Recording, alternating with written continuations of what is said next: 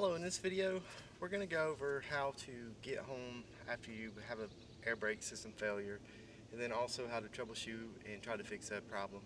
Our first trip out in the bus, we got about halfway to where we were going. We were parked in a gas station and sitting there with the brakes on. The bus ran out of air. The low light came on and basically we were pretty much stranded. And until we figured out through a fan how to supply air to the brakes and keep them pumped up,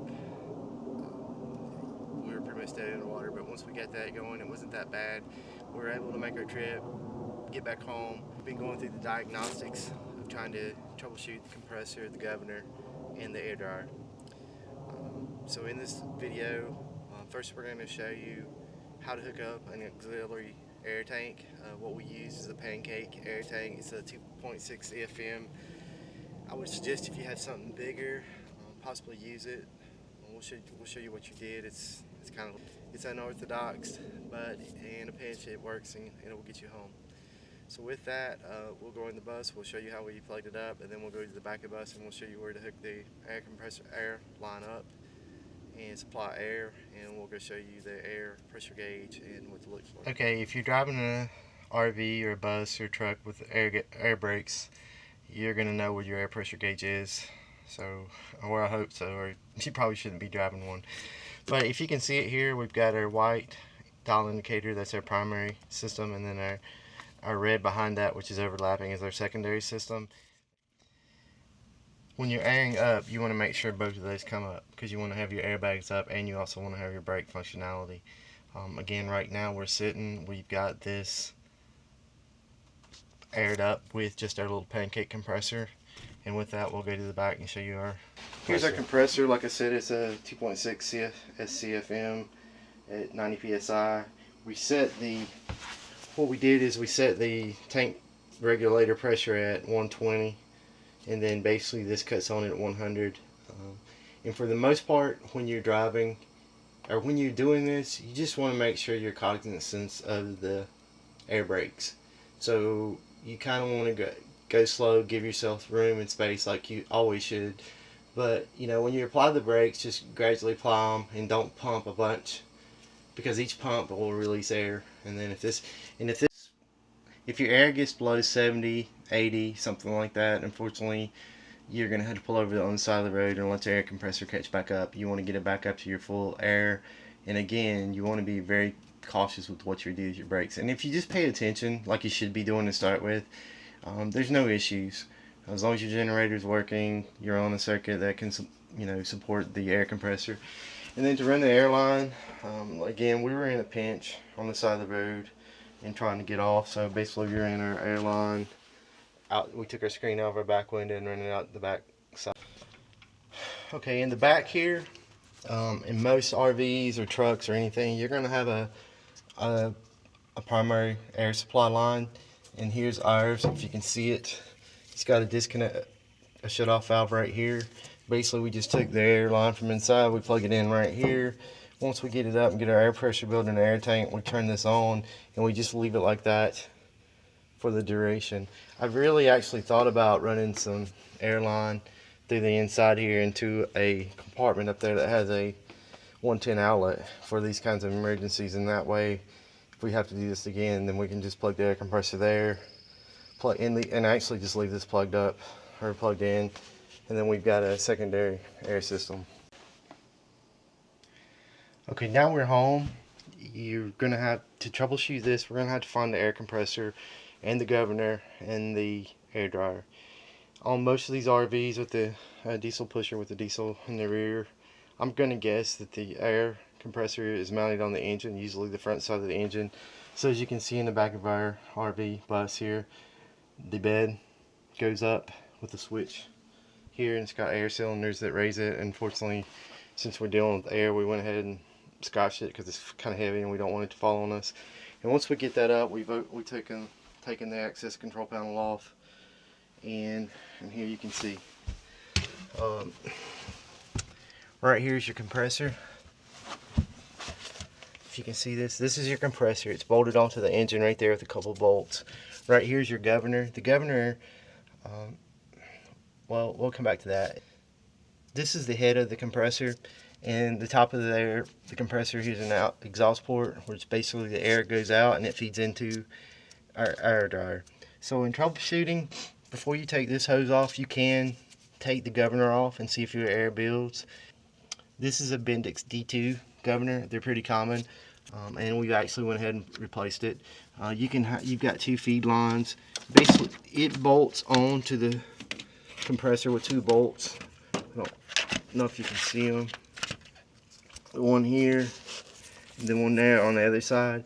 And then basically there's a hole in the center of this that controls the airflow to the compressor, and this one line is a return from the primary air tank, and the other is from the air dryer.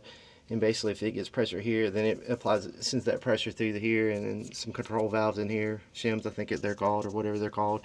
Basically, they control whether this is releasing air or not, or just pumping it out into the air. And if it is engaged, then you've got air coming out through your exhaust or outlet port here. Again, that goes into the air dryer. So we've taken the governor off. It didn't work. We've taken the supply line off, which is, in essence, it's a braided hose. From what I understand, in most cases, as you can see here, it's just a braided hose.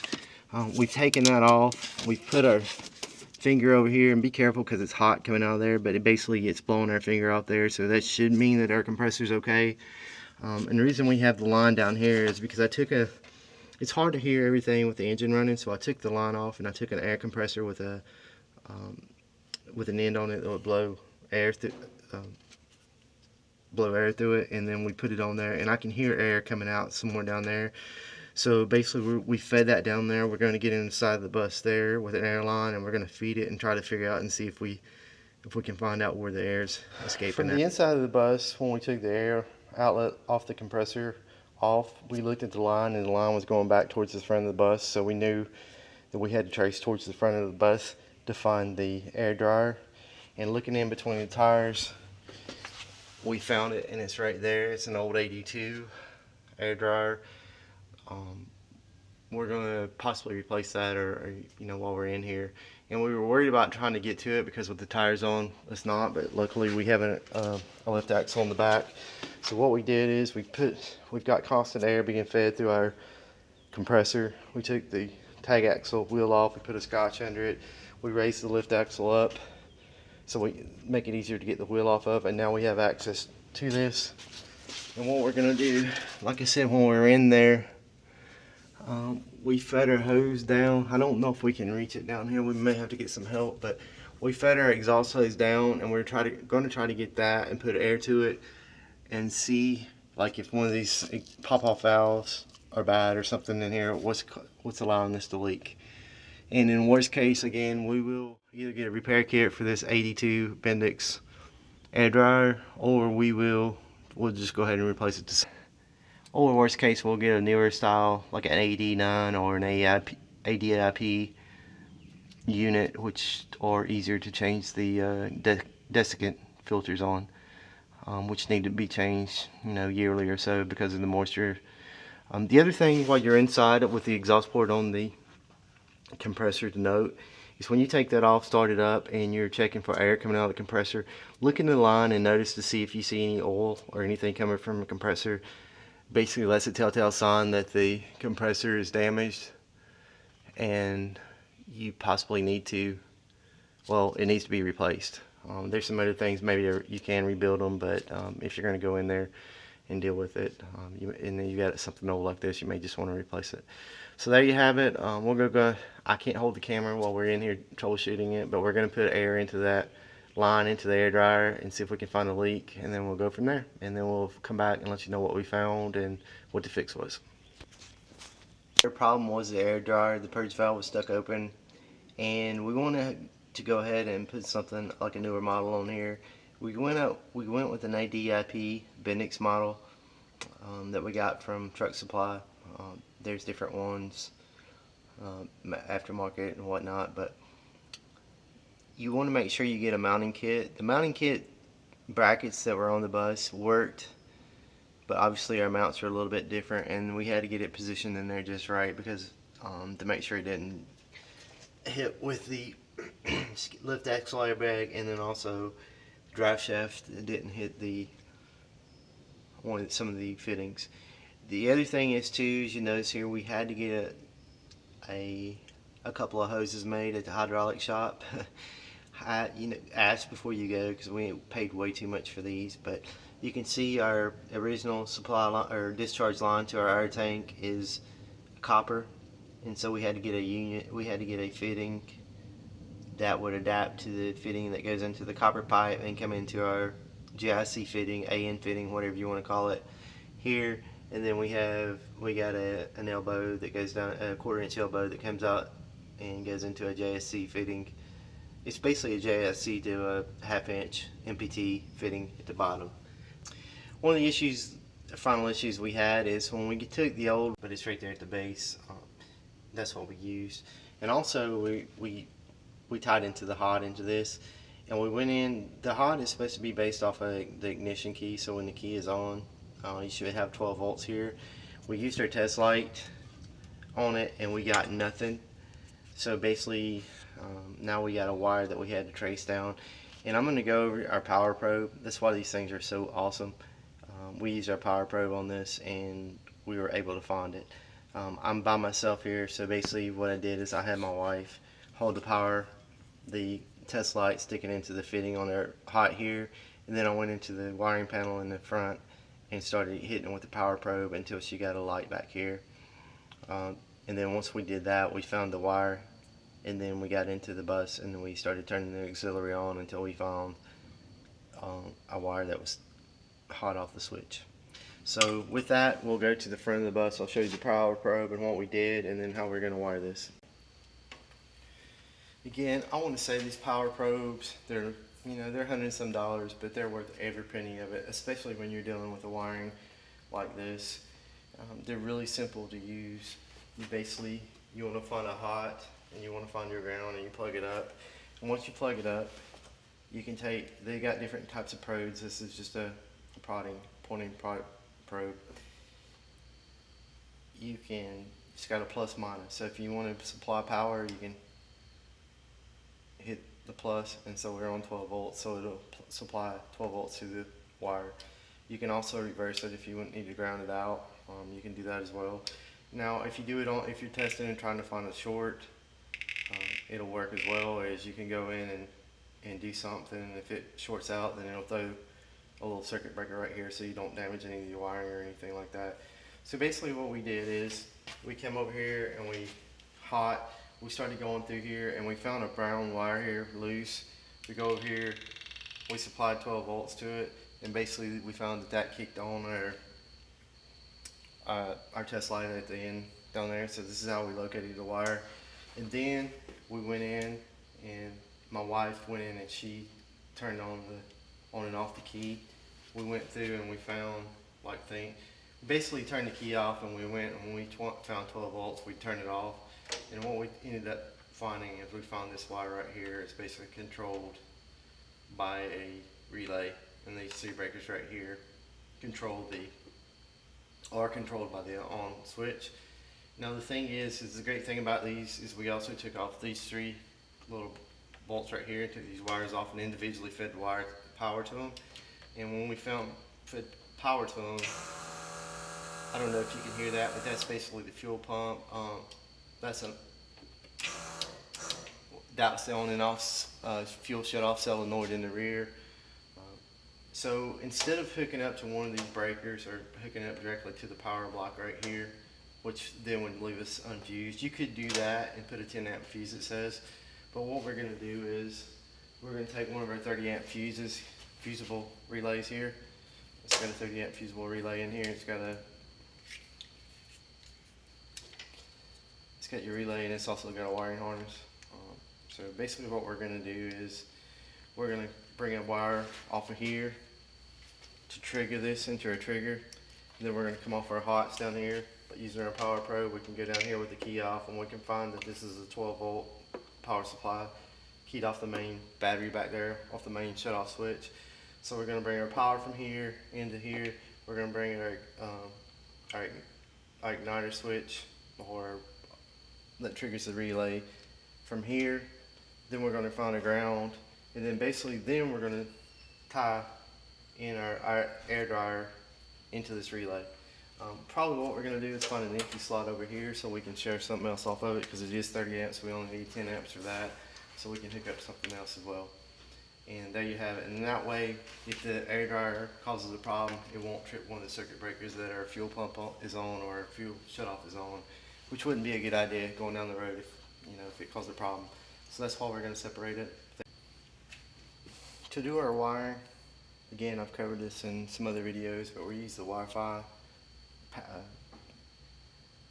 connector pack. They're water shrink wrap, waterproof. These are awesome. And then we're also using a WireFy crimping tool. It's really easy. For a yellow connector, you've got a yellow here. For the blue connectors, which are, I can't remember the size, let's say 14 to 16. This is 10 to 12, 14 to 16, 16 to 18 is red. And basically you just line them up, crimp them down, put a little heat on them. They seal right up. These are awesome. I'll post some links to them. But basically we're going to go ahead and we're going to do our red. Our red goes to our main power supply, our always on, so that'd be our 12-volt continuous that's controlled by the battery shut off in the rear. Our black, obviously we got to find a ground here. Right here is the ground. We'll try to find another place without having to take the big bolt off there if we can. If not, we'll go on there. And then our white and black, or blues. White, I can't remember, I gotta go look at the instructions, but one will be a power source. So one of them will come from our key switch here, this power source right here. So when we turn the key off, it'll ignite the relay, and then our relay, then we'll find the brown wire that goes back to the dryer, plug into our air dryer, the heater on the air dryer. Oh, here it is.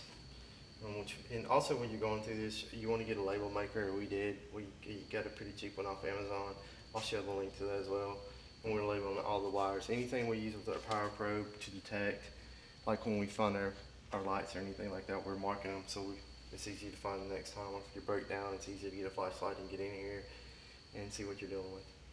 So again, we'll come back when we get this finished and we'll show you the end product, and basically that'll be a complete change out of our air dryer. We've got our relay wired up.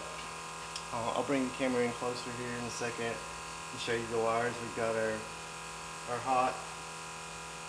We've got our hot going here to our relay. We've got our ignition or switch wire going from here into our excite wire. It's the white wire. Actually, it's the thin end of the wire because you don't need that much electricity just to trigger the relay.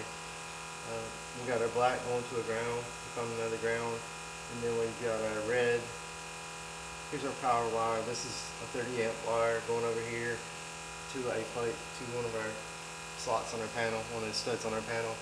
And basically, so we turn the ignition on, and so basically we're going to come in here. Obviously right here we've got, and the good thing about this too, it's got a buzzer on it too, a beat tone.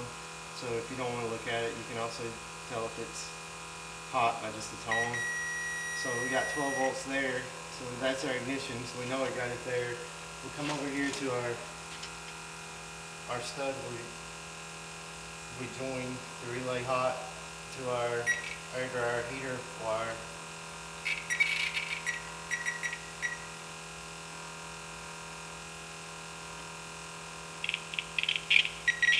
There we go.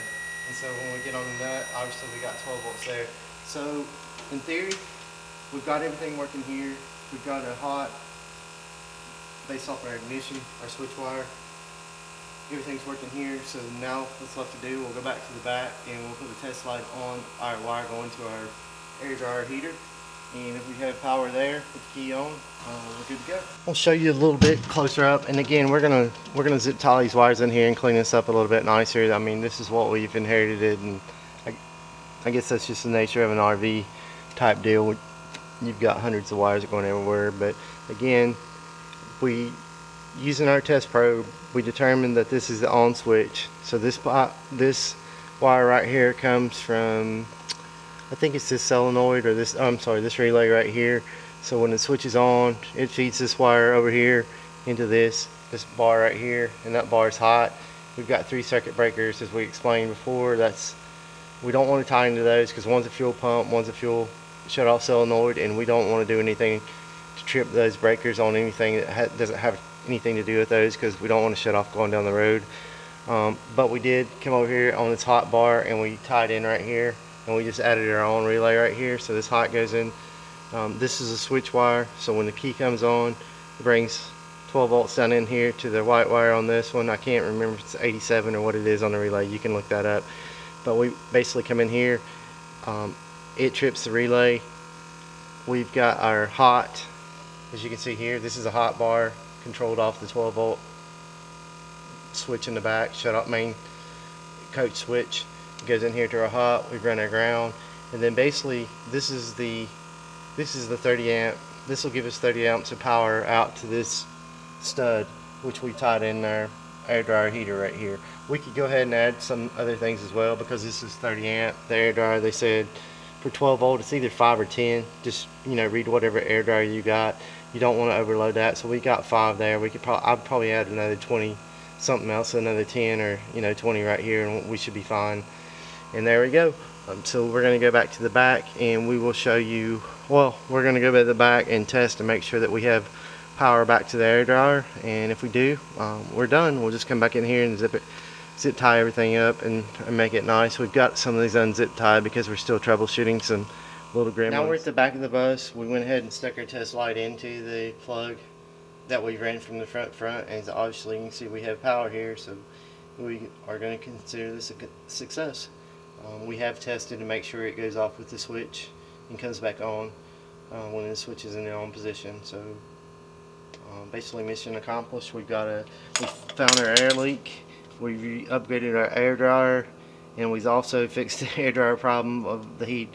Now in Charlotte, I don't know if we need it, but you can run it without the dryer. I think it's more for cold weather to keep the airlines from freezing, but since we're in here working, we're trying to get everything fixed up the way it's supposed to be. Again, we've got some wire in here. We're going to go clean this up, make sure our new hoses we put in there are tied down and out of the way and don't get caught up in it. To recap, all this video is come about is because we were going on our first trip, and about halfway to our destination we lost our brakes. Basically we had no air. So in this video we've covered what to do in an emergency like that, how you can get a pancake compressor or any other kind of compressor, build your air up, get to your destination. You can actually run on it as long as your air is keeping up. I really don't see a difference between it and the compressor on the bus. One thing I will note, be sure, keep an eye on your water, drain your tanks, because the water coming in through like a pancake compressor is you're bypassing your air dryer. So basically there's a lot of condensation and moisture that's going to build up. So you make sure you keep your tanks dry. I would dry the air compressor you're running to power it. And test this, if you want to use this as a backup plan, test it at home. Test it at your shop, your house, whatever. Go in, get your compressor, make sure your fittings fit onto your air compressor fittings in the back for your primary air. Just plug it in, let it pump your system up. Make sure your primary air gauge and your secondary all build up, your suspension comes up.